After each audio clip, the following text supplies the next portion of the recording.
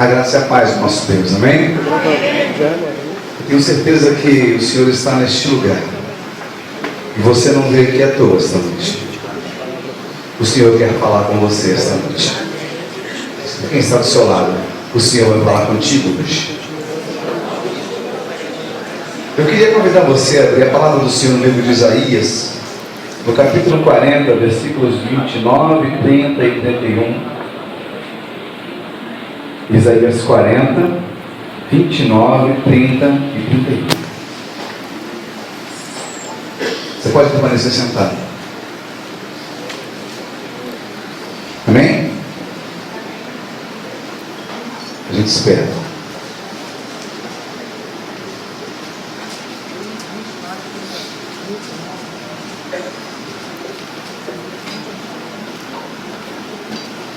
Amém. Não amém? Amém. A palavra diz assim, a partir do versículo 29. Ele fortalece o cansado e dá grande vigor ao que está sem forças.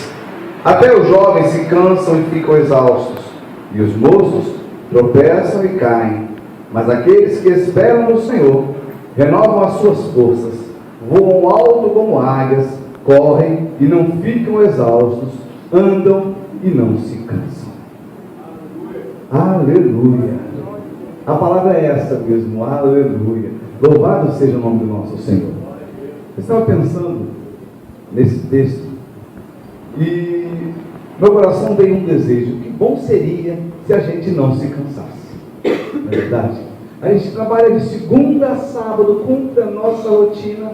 Quando chega no domingo, tem consagração, escola dominical, almoço na casa da mãe, visita na casa do amigo, tem visita na sua casa, tem que tomar banho, tem que vir para o culto à noite. Se você pensa que o domingo o domingo é para o Senhor, e você volta segunda-feira e você fala, meu Deus, chegou segunda-feira e começa tudo de novo. Que bom seria se a gente pudesse correr e não se cansar. Que bom seria se as nossas forças fossem realmente renovadas a cada segundo e a gente não desgastasse nunca. Percebe que eu estou usando um microfone com fio. Até o microfone sem fio, ele tem bateria e a sua bateria vai embora. E é necessário você colocar no carregador, colocar na tomada para ele ter a sua força renovada, para poder desempenhar novamente a sua função. Diz para quem está do seu lado, o Senhor vai dar uma carga em você essa noite. Aleluia! E a gente sabe que isso acontece na nossa vida devido a tantos motivos, tantas lutas, tantas dificuldades, tantos desafios que a gente encontra. Meu Deus, a nossa vida é uma vida de desafios. A gente já nasce enfrentando um desafio. A cada dia que passa é um obstáculo novo, uma barreira nova que vem às nossas vidas. E quando a gente sobrepõe, quando a gente ultrapassa essa barreira, a gente olha para trás e fala, venci mais uma. E você olha para frente e fala, Senhor, tem outra. E a nossa vida é assim, ela não para. A tua vida não para.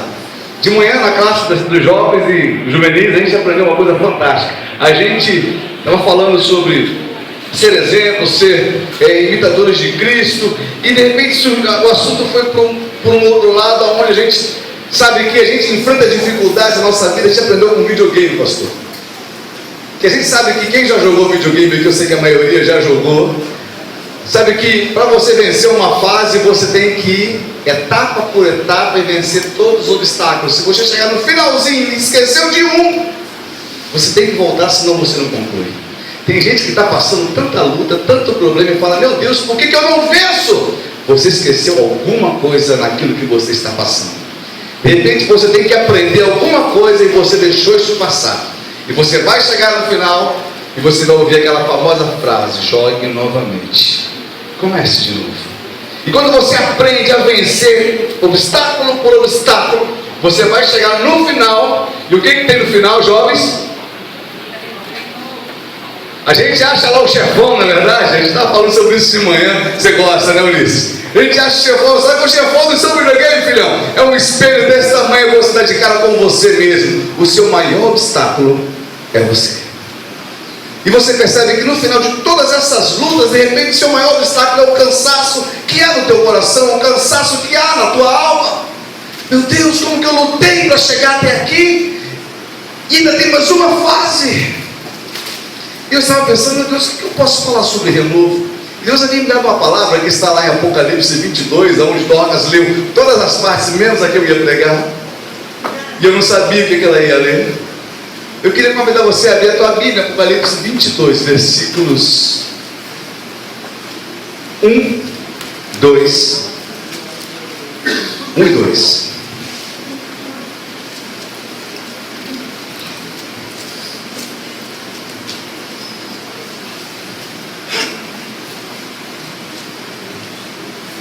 A palavra diz assim: então um anjo me mostrou o rio da água da vida, que é claro como cristal, que fluía do trono de Deus e do Cordeiro, no meio de uma rua principal da cidade. De cada lado do rio estava a árvore da vida, que frutifica 12 vezes por ano, uma por mês. As folhas da árvore servem para a cura das nações. Do trono de Deus nasce um rei. E nada melhor para se entender o que é renovar as forças do que você tentar entender o ciclo das águas. Janaína mora ela veio, hoje ela mora em Angra, mas ela veio de uma cidade onde tem, se não me engano, o ponto mais alto do Rio de Janeiro, o Parque Nacional do Itatiaia, 2.787 metros. E lá no alto do pico, quem teve o privilégio de ir lá no alto, a Eduíde já foi lá. Mas alguém conheceu a parte alta do pico? Lá no alto, não digo nem no Val de Noiva, mas lá perto das prateleiras, lá no alto, nasce um rio. O rio que gera, o rio Itatiaia, o rio que é o véu, que passa pelo Véu de Noiva. Se você não conheceu, vá conhecer, que é um lugar fantástico. Mas lá no alto, onde esse rio nasce, ele nasce no chão, lógico. E um lugar onde você nem imagina, meu Deus, como que pode a água ter força para nascer de tão alto? Você já pensou sobre isso? Como que o rio consegue nascer lá no alto de uma montanha?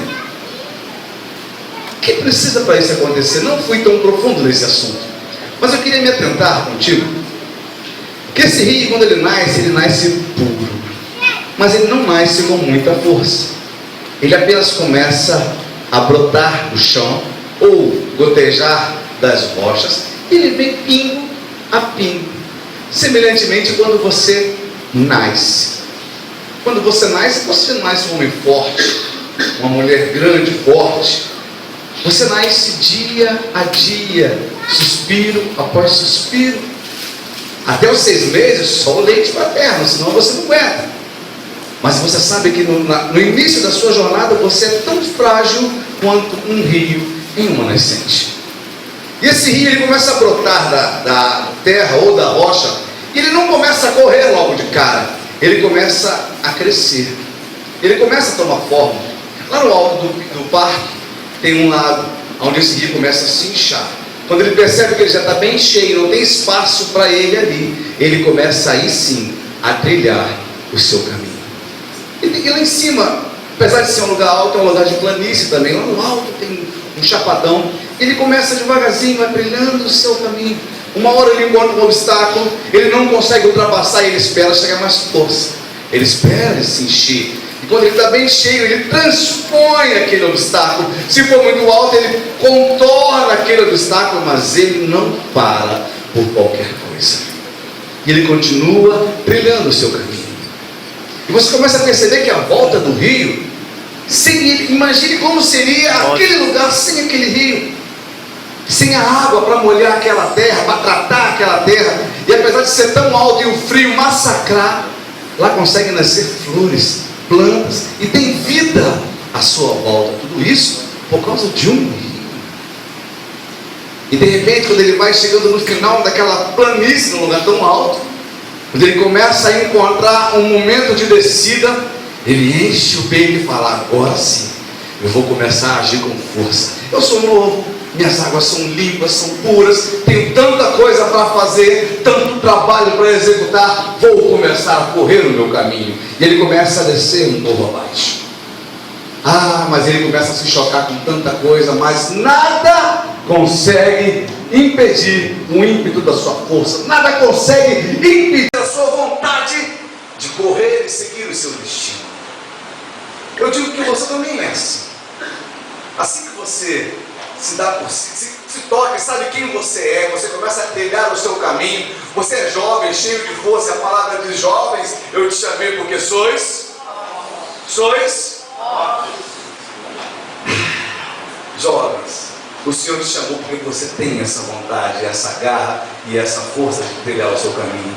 Tem tanta coisa para você correr, tanta coisa para você alcançar, tanto obstáculo para você transpor. E ele começa: meu Deus, como é difícil você segurar um rio na planície, imagine morro abaixo. E ele começa a se chocar com pedra, ele vai transpondo pedra, ele vai arrastando aquilo que está na sua frente, porque ele vai descendo com força. E chega-se um momento do rio, pastor, onde ele está com tanta força que ele não tem medo de nada, nem que falte para ele o chão, aonde vem a cachoeira. E aí que ele se joga mesmo, porque ele tem vontade de cumprir o seu objetivo. Ele vai levando vida por onde ele passa. Meu Deus, como a gente já fez muito disso na nossa vida. Quantas vigílias, Oséias, quantas consagrações, não é verdade? Quantos evangelismos, quanta coisa a gente já fez. E tinha hora que a gente se jogava e falava: deixa Deus tomar conta do resto. Cansaço, o Senhor restaura, o Senhor renova as minhas forças. E o cansaço.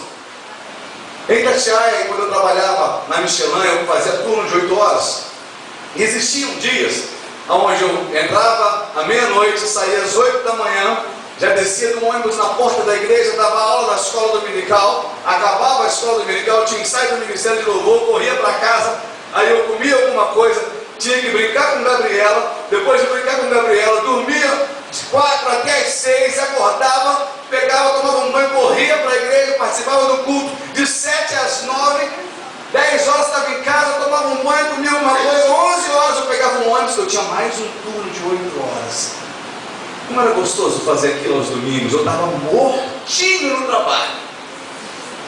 Em 48 horas, eu tinha dormido 2 horas. E eu falava: Deus, vale a pena. Como vale a pena? Mas o tempo vai passando e a gente percebe que o vigor que a gente tinha não é mais o mesmo. Gabriela olha para mim e começa a brincar comigo, dizendo: pai, você já tem cabelo branco. Alguns nem têm cabelo, né, Fred? Isso já está saindo no VT.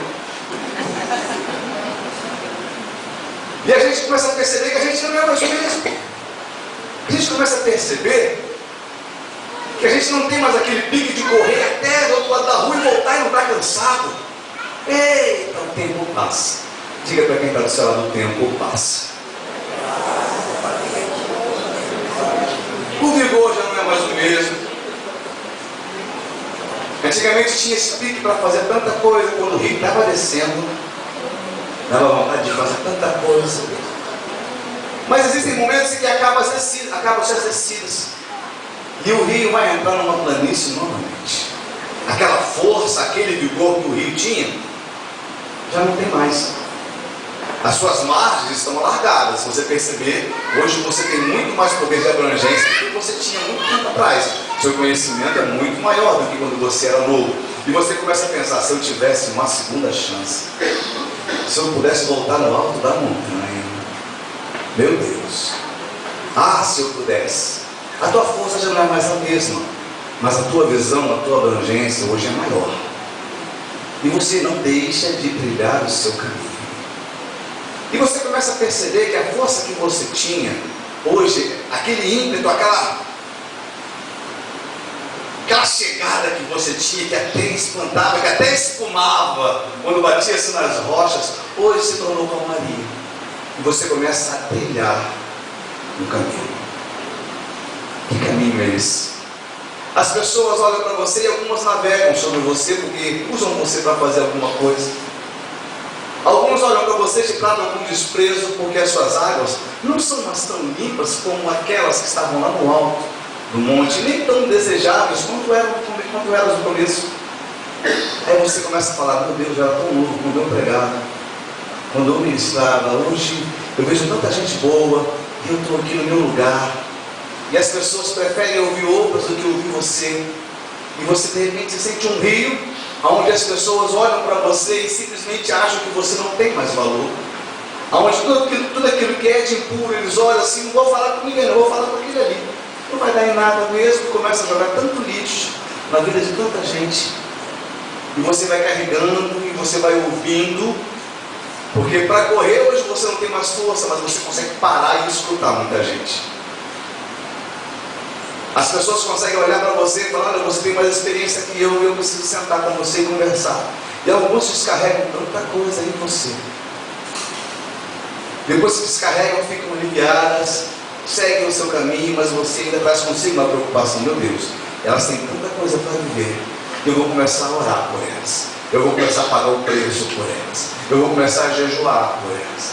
E você, apesar dessa calmaria, ainda serve para tornar a água de outras pessoas um lugar de navegação, um lugar de sustentação para outras vidas.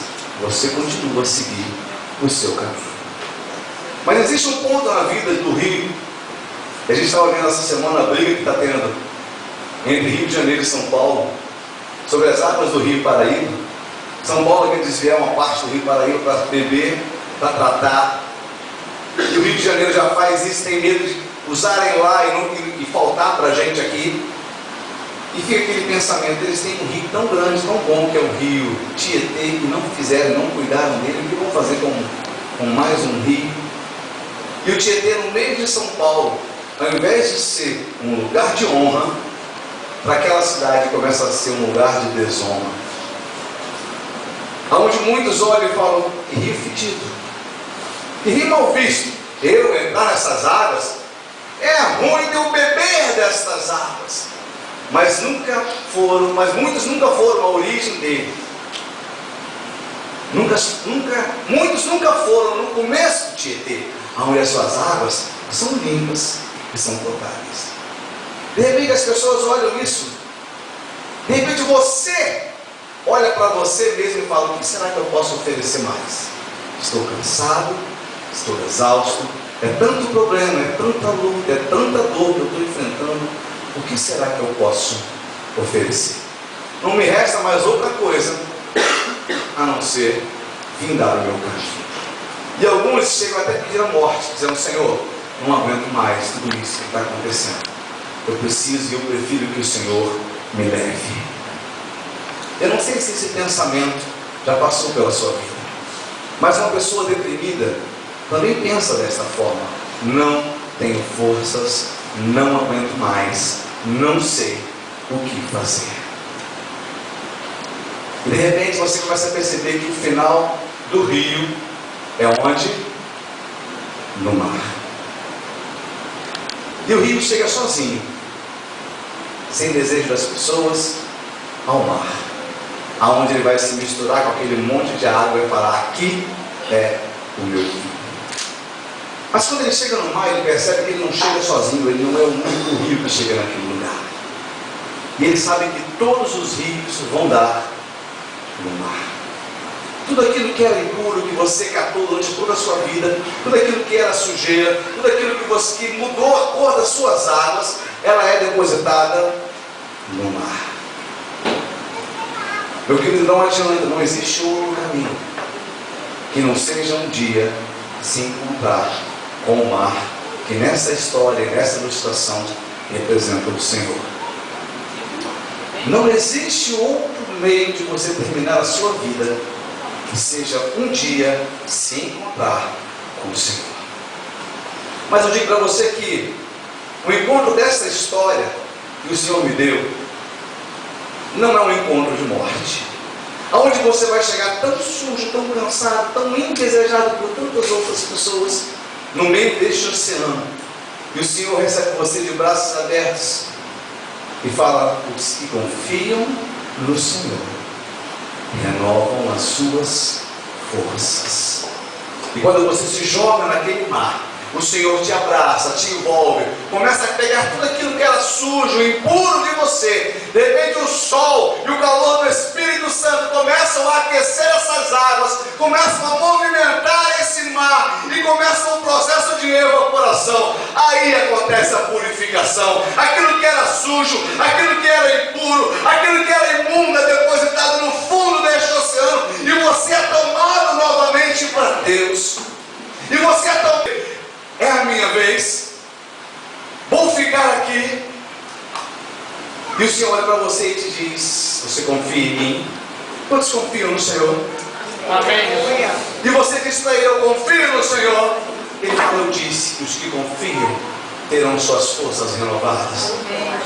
E ele te faz ser chuva novamente, cair sobre a terra e começar o ciclo das águas novamente, no alto da montanha, para levar vida por onde você for. A palavra que o Senhor tem colocado no meu coração esta noite é que não é hora de você parar. Não é hora de você desistir. Todos passam pelo mesmo caminho. Todos passam pelo mesmo caminho, têm o mesmo chamado.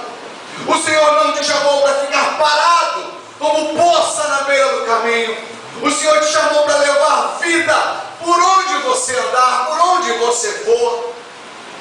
Uns na força da juventude, outras na sabedoria da calmaria. Mas o Senhor tem um chamado para você. Eu não sei como você entrou aqui esta noite, como é que está o teu coração esta noite. Eu não sei o que você tem passado, mas eu sei de uma coisa: problemas todo mundo tem. O segredo da vitória é como você vai lidar com o seu problema. Será que a tua água está represada? Será que você não consegue ultrapassar porque você ainda não é tão grande? Se você não conseguiu ultrapassar ainda, é sinal que o Senhor está ajudando você a reunir forças. O Espírito Santo está ministrando no seu coração e dizendo para você: olha, você vai ser mais forte porque eu sou contigo. Você vai ser mais forte porque eu estou enchendo a tua vida. Você vai ser mais forte porque eu estou te preparando para algo muito maior. Porque se você passar de qualquer jeito, você vai parar ali na frente. Agora, quando eu encher você, quando eu transbordar a tua vida, nada vai conseguir te parar. O Senhor te chama para um renovo esta noite. Não é tempo mais de ficar murmurando, não é tempo mais de ficar de cabeça baixa. É tempo de você falar: Senhor, eis-me aqui. O Senhor tem um controle da minha vida. O Senhor sabe o que é melhor para mim. Eu ouvi uma vez um pastor falando numa pregação interessante, dizendo que uma porta fechada não é para você um sinal de derrota. Uma porta fechada é uma possibilidade para aquele que acredita de Deus mostrar para você quem Ele é na sua vida. Amém. Confiar em Deus em momentos de calmaria é muito fácil. Confiar em Deus em momentos onde tudo vai bem é muito fácil. Agora, viver o milagre de Deus dia após dia é só para aquele que quer. É só para quem tem raça. É só para aquele que confia e diz: Senhor, eu acredito no Senhor. Isso tudo sobre mim, sobre a tua vida, para que você possa contar um dia dizendo: aconteceu comigo, vai acontecer contigo também. Ah, é preciso acreditar. Mas André, está tão difícil. André, está tão difícil. Se fosse fácil, você não estaria aqui. Se está difícil é porque o Senhor confia que você vai conseguir honrar o nome dele nesta terra. Deus te chamou porque você ainda é forte e Ele tem fortalecido você. Seus inimigos de repente olham para você e dizem: onde é que está o teu Deus? Onde é que está a tua força? Você percebeu a canção que o Washington ministrou do Renascer 13? Um novo dia. Você percebeu o que diz a letra desta canção? Washington, dá para você colocar só o começo dela também, por favor? Essa canção ela é linda, ela é maravilhosa. E ela mostra para mim e para você uma atitude de fé. A gente precisa acreditar, a gente precisa ter fé. Isso para quem está do seu lado: onde é que está a tua fé?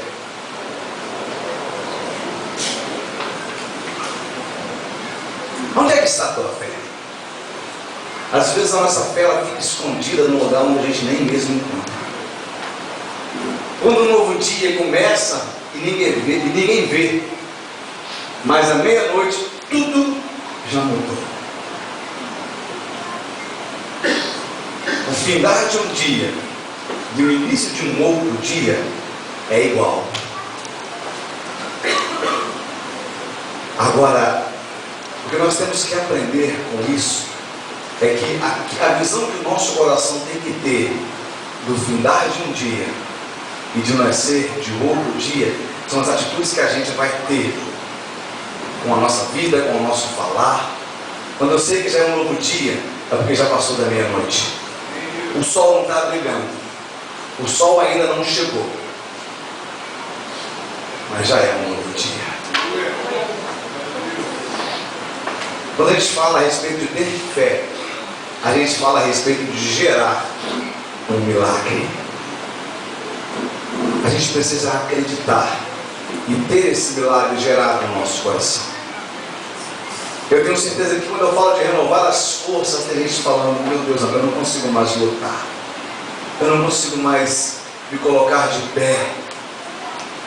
Mas é o Senhor quem te diz: deixa eu renovar as suas forças. Jesus te espera de braços abertos. Jesus te espera para que você possa aliviar o teu fardo. Jesus te espera, independente de que estado você esteja. Mas o Senhor continua esperando você. E a gente sabe que um dia a gente vai parar de voltar para essa terra. Mas ainda não é hora de você parar. Tem tanta coisa para a gente alcançar, tantos desafios para a gente vencer, tanta vida para a gente ganhar para Jesus. A gente está vendo alguns bancos vazios, alguns espaços vazios aqui na igreja. As crianças estão lá dentro, mas existem espaços que estão vazios. De repente, por causa da chuva, mas haverão dias neste lugar em que até o estacionamento vai ser pequeno. Mas isso tem que ser gerado primeiro no teu coração, porque no coração de Deus isso já está gerado há muito tempo, e Ele te chama para fazer parte desse projeto, desse propósito. Você precisa levar vida por onde você for. Mas que vida é essa? Como a gente conversava de manhã na escola dominical, ser crente não é difícil. Como diz a música do Thales, é fácil demais, viver em paz da gente que complica. O Evangelho do Senhor é simples e puro. É só você deixar a tua vida correr e Deus fazer através dela. Eu não sei do jeito que você entrou aqui esta noite, eu só sei de uma coisa: Deus te chama essa noite para um novo. Deus te chama essa noite para uma mudança de vida, mudança de atitude, mudança de comportamento. Ele pede para você uma oportunidade para mostrar para você quem Ele é. Porque quem você é, Ele já sabe. Eu só não vou cantar em inglês porque meu inglês é moradas.